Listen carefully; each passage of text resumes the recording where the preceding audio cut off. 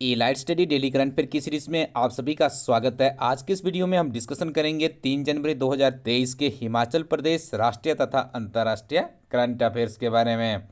पहला प्रश्न है, विंटर कार्निवाल में शामिल होने वाले हिमाचल प्रदेश के चौथे मुख्यमंत्री कौन बने हैं। तो 4 ऑप्शंस आपने देख ली होगी। तो यहाँ पे आपको बता दें, इस प्रश्न का सही उत्तर है ऑप्शन सी, जिसमें उत्तर है श्री सुखविंदर सिंह सुक्खू।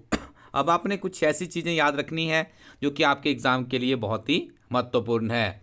विंटर कार्निवल का मतलब क्या होता है? एक उत्सव की तरह इस फंक्शन का आयोजन यहाँ पे किया जाता है, जो कि हिमाचल प्रदेश की पर्यटन नगरी के नाम से मनाली नामक स्थल है, जिला कुल्लू के अंतर्गत आता है। यहाँ पर ये फेस्टिवल हर साल आयोजित होता है। हम आपके इसको इतिहास के बारे में थोड़ा सा आपको बताएं तो 1970 के दशक में मनाली की जो कुछ संस्थाएं होती है या फिर आपके विंटर स्पोर्ट्स लवर्स लोग होते हैं, उनके द्वारा इसका आयोजन शुरू किया था। लेकिन उसके बाद एक बहुत ही महत्वपूर्ण तिथि आपको याद रखनी है, 1999 में हिमाचल प्रदेश के जो तत्कालीन मुख्यमंत्री थे प्रोफेसर प्रेम कुमार धूमल जी, इनके द्वारा इस विंटर कार्निवाल का सरकारीकरण किया गया और इन्हें एक राज्य स्तरीय दर्जा भी दिया गया। वर्तमान में इस कार्निवाल को राष्ट्रीय स्तर का दर्जा दिया गया है। आप देखिए कहाँ तक के फंक्शन आज की डेट में पहुंच चुका है। ये दर्जा इसको 2011 से राष्ट्रीय स्तर का दर्जा दिया गया था। निश्चित तौर पे यदि एग्जामिनर आपसे प्रश्न पूछेगा तो इसके अंदर से ही पूछेगा, इससे बाहर नहीं जाएगा। तो आप इस तरह से अपनी तैयारी को कीजिएगा। आप देखिएगा एलाइट स्टडी टीम का हर प्रश्न आपको बहुत ही अच्छे से समझाया जाएगा। तो आप अच्छे से इन करंट अफेयर्स को सुनते रहिए, लाइक भी करते रहे यदि आपको अच्छे लग रहे हैं, या आप कमेंट सेक्शन में अपने सुझाव भी हमें दे सकते हैं। मुख्यमंत्री सुखाश्रय कोष किस क्षेत्र के उत्थान हेतु हिमाचल प्रदेश सरकार द्वारा शुरू किया गया है? देखिए बहुत ही महत्वपूर्ण योजना है, अब आपको आने वाले समय में देखने को मिलेगी, क्योंकि पीछे आपने देखा था यहाँ पर भारतीय जनता पार्टी की सरकार थी तो उनकी कुछ और योजनाएं थी। अब देखिए पहली योजना है जिसे शुरू किया गया है माननीय मुख्यमंत्री श्री सुखविंदर सिंह सुक्खू जी के द्वारा, मुख्यमंत्री सुखाश्रय कोष इसको नाम दिया गया है। 4 ऑप्शन यदि आप पढ़ेंगे तो आपको काफ़ी डीप ये प्रश्न लगेगा। यदि आप पढ़ते हैं तभी आप इसका उत्तर दे पाएंगे। तो इसका सही उत्तर है अनाथ, बेसहारा व जरूरतमंदों की मदद के लिए इस योजना को शुरू किया गया है।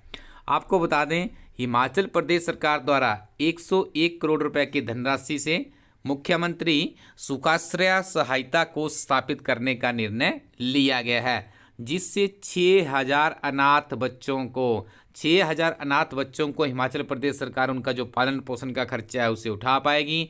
और माननीय मुख्यमंत्री श्री सुखविंदर सिंह सुक्खू जी के द्वारा कहा गया है कि वर्तमान में जो 40 कांग्रेस के विधायक हैं वो अपने महीने की जो सैलरी उन्हें मिलती है उसमें से 1-1 लाख रुपए एक महीने का 1-1 लाख रुपए देंगे और इसका कोष जनरेट किया जाएगा।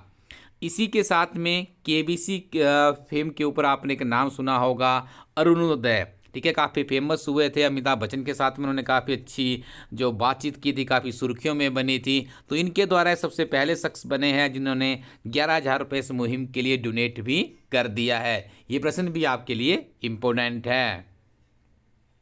हिमाचल प्रदेश सरकार द्वारा किसे नया मुख्य सचिव नियुक्त किया गया है? यू हैव 4 ऑप्शन, अच्छे से आप इन्हें पढ़ लीजिएगा। तो आपको बता दें, जो नई सरकार है उसके द्वारा नया चीफ सेक्रेटरी बनाया गया, जिनका नाम है प्रबोध सक्सेना। यहाँ पर आप ऑप्शन में देख रहे होंगे, ऑप्शन 1 में लिखा गया है आर.डी. धीमान। तो इनके बारे में हम आपको बता दें, जो आर.डी. धीमान है एक 31 दिसंबर 2022 को सेवानिवृत्त हुए और हिमाचल प्रदेश सरकार द्वारा इन्हें CIC बनाया गया है। इनके बारे में यदि आपने जानना है तो पिछले कल के करंट अफेयर्स आप देख लीजिएगा। इसका जो अगला नाम है वो है यहाँ पे राम सुभग सिंह। तो ये आपको बता दें, ये आर.डी. धीमान से पहले हिमाचल प्रदेश सरकार के चीफ सेक्रेटरी हुआ करते थे। अब इन्हें कोई भी दायित्व इस तरह का बड़ा दायित्व नहीं दिया गया है चीफ सेक्रेटरी जैसा। उसके बाद अगला नाम आप ऑप्शन में देख रहे होंगे डॉक्टर अभिषेक जैन। इनके बारे में याद रखिएगा, ये हिमाचल प्रदेश की शिक्षा विभाग और जो सूचना प्रौद्योगिकी है, IT सेक्टर है, उसका इन्हें सेक्रेटरी नियुक्त किया गया है। ये सारी चीज़ें आपने याद रखनी है। 4 दिवसीय 30वीं चिल्ड्रन साइंस कांग्रेस का आयोजन हिमाचल प्रदेश में कहाँ पर किया? पिछले कल के करंट अफेयर में हमने आपको पढ़ाया था कि इसका आयोजन कौन करता है। तो SCRT सोलन के द्वारा इसका आयोजन किया जाता है। और आपको बता दें, जिसका इस वर्ष का आयोजन है वो कहाँ पे हो रहा है? आईआईटी मंडी। आप इस आईआईटी मंडी को कमांद नाम से भी जानते हैं क्योंकि कमांद नामक स्थान पर है। आपने याद रखना है, बहुत ही बेहतरीन चीज़ें यहाँ से सीखने को मिली है। आपके साथ हम दो चीज़ें यहाँ पे साझा करने जा रहे हैं। पहली चीज़ है, एक चंबा का स्कूल है जिसका नाम है सलूनी ब्लॉक के अंतर्गत ये पैरामाउंट पब्लिक स्कूल है। स्कूल का नाम है कीहार। यहाँ की छात्राओं ने बिच्छो बुट्टी से चाय बनाई है। देखिए, कुछ करने की चाहत हो, यदि स्कूल के बच्चे इस तरह का इनिशिएटिव ले रहे हैं तो जो हमारे करंट अफेयर का वीडियोस बच्चा सुनता है वो काफ़ी समझदार बच्चा होता है, अपनी कम्पिटिटिव एग्जाम की दुनिया में जा रहा है। तो आपको नियमित रूप से अच्छे स्रोतों के साथ में पढ़ना सीखना आना चाहिए। आप जीवन में सरकारी नौकरी आपके लिए हो सकता है कोई बड़ा इशू नहीं हो, यदि आप तन मन धन से तैयारी करके नौकरी लेने की हिम्मत रखते हैं तो ये मुसीबतें तो आपके जीवन में आएंगी ही आएंगी। बस आपको इनको लड़ते रहना है और आगे बढ़ते रहना है। दूसरा देखिए, आप दूसरा भी एक बहुत अच्छी चीज़ की गई है। किन्नौर के भाभानगर के रौनक बच्चे का नाम है जिसने एल्कोहल डिटेक्टिंग सिस्टम तैयार किया गया है। यदि कोई चालक ज़्यादा एल्कोहल पी लेता है तो उसकी गाड़ी स्टार्ट ही नहीं होगी। कितने बेहतरीन काम इसमें किए गए हैं। अच्छा इनिशिएटिव यहाँ पे देखने को मिला। ग्राहक संतुष्टि सूचकांक में जिला के भुंतर हवाई अड्डे को प्रदेश भर में 20 लाख से कम यात्री भार वाले 56 हवाई अड्डों में के सर्वेक्षण जो हुआ है उसमें कौन सा स्थान मिला है। तो आपको बता दें, कुल्लू जिला के भुंतर में जो हवाई अड्डा है उसको यहाँ पे स्थान दिया गया है 5वां। ये आपने याद रखना है, बहुत बड़ी बात है 5वें नंबर पे 52 में पूरे भारत में आना। और इसके साथ में हम आपको बता दें कि कांगड़ा जिला के गग्गल हवाई अड्डे को 7वां स्थान दिया गया है, ये भी आपको याद रखना है। 1 जनवरी 2022 को हिमाचल प्रदेश के नए मुख्य सूचना आयुक्त किसे बनाया गया है? तो इनका नाम है आर.डी. धीमान। ठीक है, अब आपसे प्रश्न में ये पूछा जा रहा है कि इन्हें ओथ किसने दिलाई है। तो यहाँ पर 4 ऑप्शंस हम आपको दे रहे हैं। मुख्यमंत्री साहब ने दिलाई है, या मुख्य सचिव साहब ने दिलाई है, या राज्यपाल जी या फिर प्रधानमंत्री जी ने दिलाई है। तो ये आप देखिए, यहाँ पे हमने इसका उत्तर आपको लगभग आपने भी पढ़ा नहीं होगा, हम इसको थोड़ा सा हाइड करेंगे। आपने इसका उत्तर हमें कमेंट सेक्शन में बताना है और कमेंट सेक्शन में हमारी टीम आपको इसको रिप्लाई कर देगी। तो यहाँ पे हम आपको बता दें कि जो CIC होता है, चीफ इंफॉर्मेशन कमिश्नर है, इनकी जो अपॉइंटमेंट है इसके लिए मुख्यमंत्री की अध्यक्षता में एक नियुक्ति समिति बनती है, उसकी रिकमेंडेशन के द्वारा राज्यपाल द्वारा की जाती है। और आपको बता दें, इनका जो कार्यकाल रहता है 3 वर्ष का रहता है या फिर 65 ईयर्स, जो भी चीज़ पहले हो जाए तो उसको यहाँ पे इम्प्लीमेंटेशन में लाया जाता है। आपको बता दें, हिमाचल प्रदेश में इससे पहले के जो सूचना आयुक्त थे उनका नाम था नरेंद्र चौहान, जो कि 30 जून 2022 को रिटायर हो गए थे। तब से लेकर अब तक ये पद खाली चल रहा था 31 दिसंबर 2022 तक। 1 जनवरी 2022 से इसके ऊपर जो कार्यभार संभालना शुरू किया गया वो आर.डी. धीमान के द्वारा किया गया है। अब आपने बताना है कि आर.डी. धीमान को CIC की जो ओथ है वो किसके द्वारा दिलाई गई। आगे हम डिस्कशन करेंगे राष्ट्रीय तथा अंतर्राष्ट्रीय करंट अफेयर्स के बारे में। पहला प्रश्न है, 3 जनवरी 2023 को 108वीं भारतीय विज्ञान कांग्रेस का शुभारंभ वीडियो कॉन्फ्रेंस के माध्यम से किसके द्वारा किया गया? तो इस कॉन्फ्रेंस का जो इनॉग्रेशन है वो किया गया माननीय प्रधानमंत्री श्री नरेंद्र मोदी जी के द्वारा। अब आप याद रखिएगा, आपको बता दें, ये जो कॉन्फ्रेंस है इसकी जो शुरुआत हुई थी इस अधिवेशन की वर्ष 1914 से हुई थी और वर्तमान में हम आपको बता दें ये 108वां वार्षिक सत्र है जिसका आयोजन किया जा रहा है राष्ट्र संत तुकडोजी महाराज, जो कि नागपुर विश्वविद्यालय में आयोजित किया जा रहा है, जो इस वर्ष अपनी शताब्दी भी मना रहा है।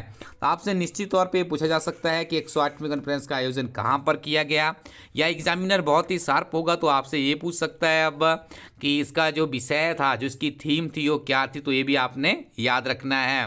तो इस वर्ष किसकी थीम रखी गई थी? महिला सशक्तिकरण के साथ सतत विकास के लिए विज्ञान और प्रौद्योगिकी। बहुत ही सारगर्भित, बहुत ही महत्वपूर्ण ज्ञानवर्धक के थीम आपको लगी होगी, तो आप इसको इस तरह से भी मेमोराइज कर सकते हो। BCCI द्वारा T20 क्रिकेट का कप्तान किसे बनाया गया है? तो इस बार ये नई जिम्मेदारी दी गई है जो कि हार्दिक पांड्या को दी गई है। 70 का पहला ये T20 इस बरस का पहला T20 ओकेजन होगा। हार्दिक पांड्या की अगुवाई में हमारी टीम इसमें खेलेगी और आपने याद रखना है उप कप्तान यहाँ पे सूर्या कुमार यादव को बनाया गया है। साथ में आप याद रखिएगा जो BCCI है हमारा, उसके जो प्रेसिडेंट है रोजर बिन्नी है, और वर्तमान समय में हमारी पुरुष क्रिकेट टीम के जो कोच है उनका नाम है राहुल द्रविड़। 1 जनवरी 2023 को रेलवे बोर्ड के नए अध्यक्ष एवं मुख्य कार्यकारी अधिकारी का पदभार किसने संभाला है? तो ये संभाला गया है श्री अनिल कुमार लोहाटी के द्वारा। इनके बारे में आप याद रखिएगा 1984 बैच के ये ऑफिसर है और यहाँ पे इनकी जो नियुक्ति है, इसको जो अप्रूवल दी गई है 1/1/2023 को ही दी गई है। बैंकिंग सेक्टर के अभ्यर्थी या हिमाचल प्रदेश में अलाइड सर्विसेज जैसे एग्जाम होते हैं उसके लिए प्रश्न बहुत ही महत्वपूर्ण है। CDTI, पहले समझिए CDTI क्या होता है तो आपको बता दें। CDTI का मतलब है सेंट्रल डिटेक्टिव ट्रेनिंग इंस्टीट्यूट। ये कर्नाटक में कहाँ पर स्थापित किया जा रहा है? 4 ऑप्शंस आपके सामने हैं, बहुत क्लोज ऑप्शंस यहाँ पे दी गई है, तो आपको इसका उत्तर छांटना होगा। तो इसका सही उत्तर है ऑप्शन नंबर बी, यानी कर्नाटका में जो CDTI सेंटर बन रहा है देवनहल्ली नामक स्थान पर ये बन रहा है, और हाल ही में केंद्रीय गृह एवं सहकारिता मंत्री श्री अमित शाह के द्वारा इसका इनॉग्रेशन किया गया है, इस कारण से सुर्खियों में है। वैज्ञानिक एवं औद्योगिक अनुसंधान परिषद वर्ष 2023 में किस नवीनतम केंद्र या नवीनतम केंद्र पे बिंदु पर फोकस कर रहा है? किस नवीनतम इनिशिएटिव पर फोकस कर रहा है ये आपको यहाँ पे बताना है। मीथेन, पेट्रोल या डीजल तो आप देख रहे होंगे ये सारी चीज़ें आउटडेटेड हो चुकी है। वर्तमान में जो फोकस किया जा रहा है ग्रीन हाइड्रोजन के ऊपर किया जा रहा है, क्योंकि ग्रीन हाइड्रोजन भविष्य की जो जनरेशन है उसके लिए एक स्वच्छ और एक बहुत ही बेहतरीन ऊर्जा का स्रोत माना जा रहा है। तो जो हमारा CSIR है ये इसके ऊपर फोकस करेगा 2023 में। यूके की centre for economic and business research की एक रिपोर्ट के अनुसार किस वर्ष तक भारत की इकॉनमी 10 ट्रिलियन तक पहुंच जाएगी? ये देखिए यूके का centre for economic and business है, तो इनके द्वारा कहा गया है कि 2035 का टारगेट लेकर चल रहे हैं कि 2035 तक जो हमारी इकॉनमी है वो 10 अमेरिकन डॉलर की बात की जा रही है, यहाँ पे 10 ट्रिलियन तक के पहुंच जाएगी। और इन्हीं का अनुमान है कि 2037 तक भारत विश्व की तीसरी सबसे बड़ी अर्थव्यवस्था वाला देश भी बन सकता है। और आपको बता दें वर्तमान में भारत विश्व की 5वीं बड़ी अर्थव्यवस्था है, ये फैक्ट भी आपको यहाँ पर याद रखना है। उसके बाद नेक्स्ट क्वेश्चन है हमारे पास, हाल ही में किस यूरोपियन देश ने यूरोजेन को अपनाया है? पहले समझिए यूरोजेन क्या होता है। जो यूरोपियन आपने देखा होगा EU है, उसकी जो करेंसी एक सामूहिक करेंसी है उसका नाम है यूरोजोन। तो ये 4 कंट्रीज आपके सामने है, जर्मन, स्वीडन, क्रोएशिया और डेनमार्क। तो आपको यहाँ पे हम अपडेट कर दें, जो देश बना है इस देश का नाम है क्रोएशिया। इसके द्वारा हाल ही में यूरोजोन को अपनाया गया है। 1 जनवरी 2023 की मध्यरात्रि को क्रोएशिया ने अपनी जो इनकी अपनी करेंसी है जिसका नाम था कुन्ना मुद्रा, इसका इन्होंने परित्याग कर दिया गया है। और आपको एक और चीज़ यहाँ से याद रखनी है कि यूरोपियन यूनियन का सदस्य देश जब क्रोएशिया बना था 1 जुलाई 2013 को। इसके साथ में ये एक और फैक्ट आप याद रख लीजिएगा, इससे बाहर आपका एग्जामिनर नहीं जाएगा। लिथुआनिया वर्ष 2015 में यूरोजोन को अपनाया था और उसके बाद 2023 में इसे अपनाया गया है क्रोएशिया के द्वारा। This question is also very important for you. Australia का कौन सा खिलाड़ी अपने 100वें टेस्ट में दोहरा शतक बनाने वाला ऑस्ट्रेलिया का दूसरा खिलाड़ी बन गया है? तो इनका नाम है डेविड वार्नर, याद रखिएगा। इससे पहले ऑस्ट्रेलिया के खिलाड़ी थे रिकी पॉन्टिंग, इनके द्वारा शतक लगाया गया था। साथ में आप याद रखिएगा डेविड वार्नर अपने 100वें टेस्ट में शतक लगाने वाले दुनिया के 10वें खिलाड़ी बने हैं और ऑस्ट्रेलिया के दूसरे खिलाड़ी बने हैं, ये आपको याद रखना है।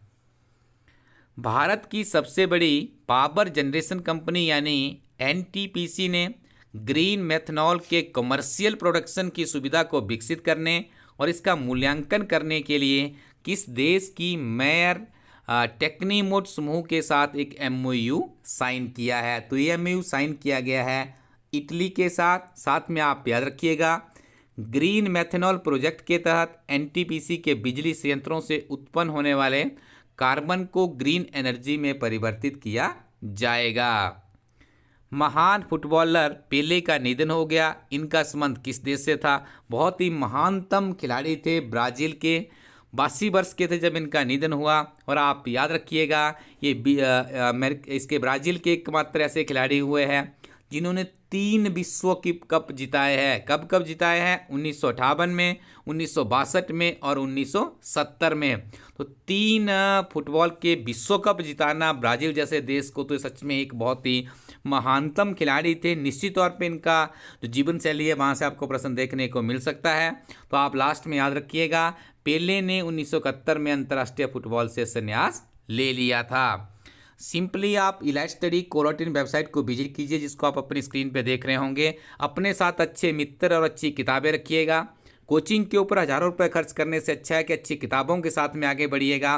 कुछ दिनों में हिमाचल प्रदेश में बम्पर भर्तियां शुरू होने वाली है, क्योंकि हमारी टीम जो कमिटमेंट करती है वो आपने देखा होगा 100% सही होती है। तो आप इस ट्रस्टेड प्लेटफॉर्म के साथ में पढ़ते रहिए, आगे बढ़ते रहिए और अच्छी अच्छी किताबों के लिए आप विजिट कीजिए इलाइट स्टडी कोरोटिन वेबसाइट को। अपनी लिए किताबों का एक ऑर्डर कीजिए, घर बैठे तन मन धन से पढ़ाई कीजिएगा, निश्चित तौर पे आपको लाभ मिलेगा। नवीनतम करंट अफेयर की किताबें अंग्रेजी और हिंदी में भी यहाँ पर अवेलेबल करवा दी गई है। तो आप पढ़ते रहिए और आगे बढ़ते रहिए। Thank you very much. Keep watching elite study YouTube channel.